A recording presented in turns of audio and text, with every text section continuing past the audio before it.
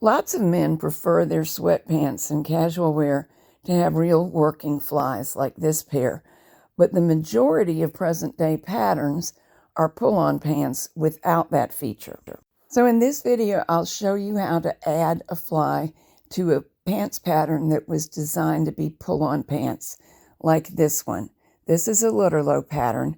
I've used it before, so I know the gentleman that will receive the pants likes the fit. So we will make it exactly as designed, except making an addition that allows for a working fly. Here I've drawn out the pattern with the usual Lutterlow method, using the tape with the pin in the slot that is proper for the gentleman's hip measurement. So let's focus in on the front crotch seam. I made a couple of mistaken dots, and you can see where I've corrected. And we want to work on the straight portion of it, which goes from here to here. And measure out about 5 centimeters, which is the same as 2 inches. Anything that you like to use as a measuring increment is fine. And at the top, this line will be the cutting line. It will not be at the bottom. Let's go down to the bottom. And now we'll round off the bottom. So when I go to cut out these pants, that won't be cut out. I'll cut on this line. Now I have not yet added the seam allowance. It will be there. You can see where I'm coming around the corner. And it is your choice whether you also add some here. It really depends how you're going to finish the lining and the facing.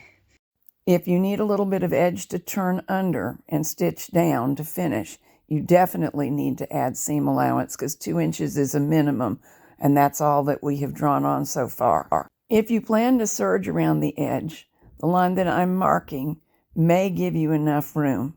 But in my view, it's always safest to add seam allowance. You can cut it off if it's surplus, and you can't add it easily if your piece ends up too short to give you the room that you need. So to quickly review, what we have done so far is alter the front pattern piece by adding an extension to allow for the fly. The extension will be right on the center front, included in the whole front piece that we cut. There are other ways to do it and create the fly separately, but this is a very easy method, and if you don't already know how to do it, this is a good one to learn. We'll be adding a fly to the center front area of the pants here. So I refer to it as the center front frequently, but I need to be a little bit more specific to make sure I'm very clear. So let's look at that for a minute. If using a zipper, we'll make a little fold in the fabric and tuck the left edge of the zipper under it. To get everything aligned properly, the fold should be just to the right as you look at it of the true center front of the fabric piece. So with reference to the pattern, here we've drawn on the fly extension, and the original line that outlined where the crotch seam is to be is the actual center front position. So as you face the pattern piece oriented like this, the yellow dots describe the line where the little fold will protect the zipper. And we'll eventually top stitch that down. On the other front piece, the one that ends up on the outside covering the zipper, the fold is actually exactly on the center front line. I'm being overly specific about this because getting the folds exactly right makes the difference between a zipper that's nicely hidden and one that keeps peeking out. Placement isn't quite so fussy for the button fly because of the nature of how we overlap, but this is a good thing to know in general. And if I were going to use a zipper, in fact, I'm going to use buttons, so you're going to get to see it 2 ways. This is how I would start. With the piece that has its fly extension on the right as you look at it. I'm looking at it. This is the right side. This should be what was the original center front of the pattern. The extension is used to make a little fold, tuck the zipper underneath, and then it will be the lining of the fly. Depending on the fabric and your purpose for the pants, this can have interfacing on it or not. For sweats, I would not interface this piece, though I might interface the other piece. So if this is what I was going to use as the permanent closure, I would stitch it down along here as step 1. Now I've got the two fronts lying upon one another. This would already be stitched if it were real life. This should align with it. Almost always, I will use interfacing on this piece, starting from the actual center front of the fabric outward. Sewing it on or ironing it on is okay. And after that, we want to align the pieces so that the zipper will be positioned correctly and the linings will line up correctly and the center front will fall correctly. And the simplest way to do that is what you see me doing now. Line them up stacked on top of one another. Work with the zipper closed so you can be certain that it will align correctly when it's sewn into place. The next stitching line then is marked by these pins. That's the second half of the zipper face down on the second fly extension. Once that is sewn into place and you flip it back out to the correct position,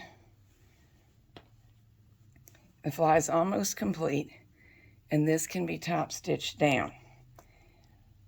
To do the top stitching, it's essential to unzip, flip the lower lining out of the way. And you can zip or not zip as long as the extension stays where it belongs. And where I'm pinning is the stitching line. And you have a little bit of personal leeway for where exactly you want the stitching line. I suggest consulting a pair of pants that you like the look of the fly and using that. But eventually, we want to close the whole thing. And the next step is to sew the crotch seam. I'm going to pin it rather than sew it for this step because I really want to make a buttoned fly, as I mentioned.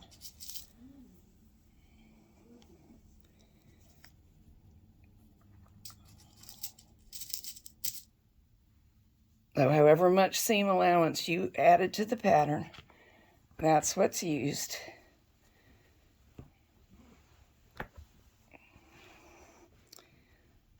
Once that's done, we want to adjust and make sure all the folds are folding neatly and in such a way that the zipper is truly covered and hidden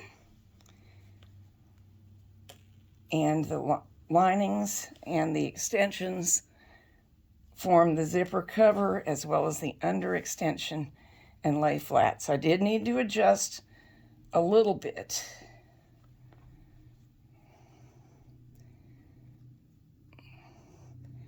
By the way, if you want to, for the reason that I just showed you, until you get used to the process, you can sew the crotch seam first so that you make your final positioning afterwards. Now still, we want to stitch through the outer layer of fabric and the inner layer of the fabric. The zipper's already stitched to the fabric, but we do not yet want to stitch through the lining. After this stitching line is complete is when we flip the lining into its permanent position, making very certain that it lays flat And although it looks like a continuous line of stitching, if you do it neatly, really this is one line, this is another line, and I would make a bar tack right about there. This one goes through all layers. That is 2 layers on the what will be the left hand of the fly and wear, and 1 layer of the lining, which is under here. And it will also grab the bottom of the zipper tape. This is the area that is going to extend underneath, be the lining, and have a couple of buttons. That means this area will be doubled and have a couple of buttonholes. So in this case, with the fly front, I've reinforced both areas with a little bit of interfacing.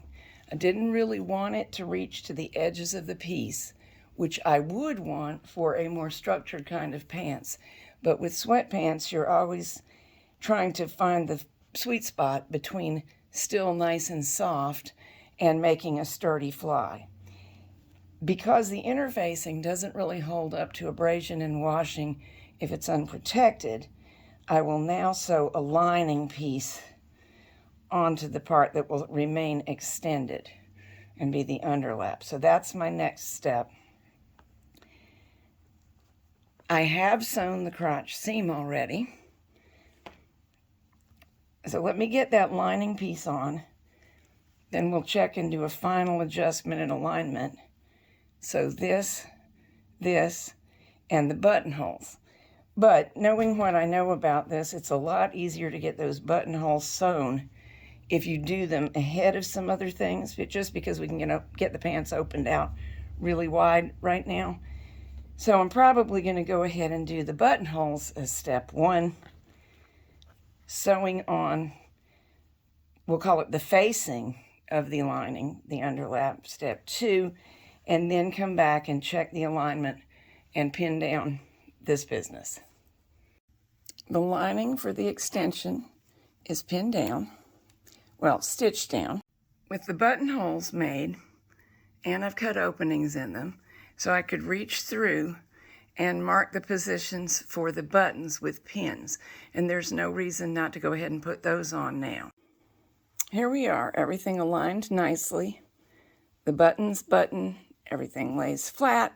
The buttons and the buttonholes are both anchored in positions that are reinforced by the partial interfacing. So all we have to do now is stitch along this line, which I've marked with pins, without the underlining, the extension from the underneath in the way, with that flipped out of the way. Then place it in its permanent position so that it's underneath the rest of the fly and stitch it down. Top stitching down through 2 layers of fabric to create the outer layer of the fly.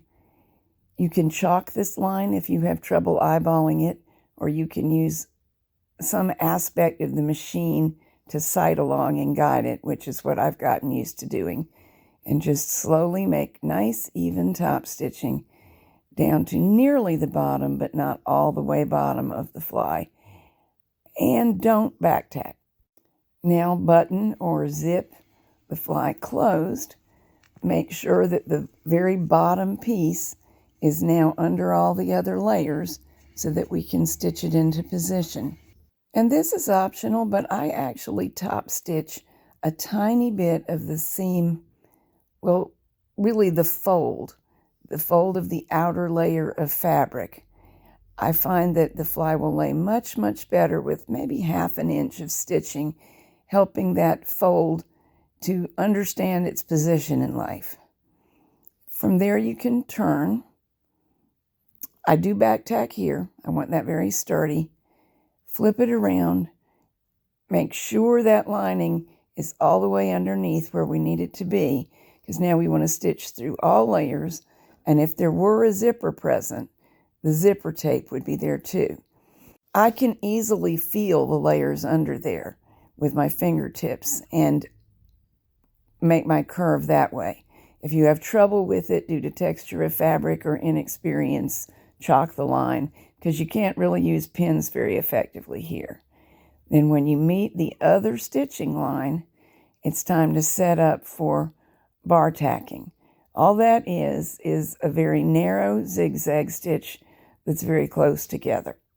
The bar tacking should slightly overlap your initial line of stitching that went straight down parallel to the fold. And that will trap it. That's why we didn't have to back tack. But it also means that if the straight line of stitching extends at all beyond the back tack, we can remove a couple of stitches and our misdeeds will never be shown. For the next few minutes, I'll be describing how we create the fly small stitches because it's not under strap. Positioned correctly on it. If it extends, and I often use the term center front in a general way, sticking out from under the bar tack is falling at the center front, and I'm referring to the garment in general. However, not back tacked and are not tight is no problem. This is the crotch seam where it meets the whole fly assembly. And this is a judgment call. On a soft fabric like this one, you may not need to do it, but you can snip right here to get the very bottom of the fly where it meets the crotch seam to lay more neatly. Without doing so, there's a tendency for a little bit of a pucker to form here.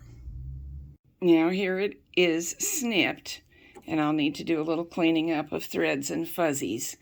And that is the downside. This is why you wouldn't want to do it, because we've disturbed the integrity of the area and made it a little bit more fragile.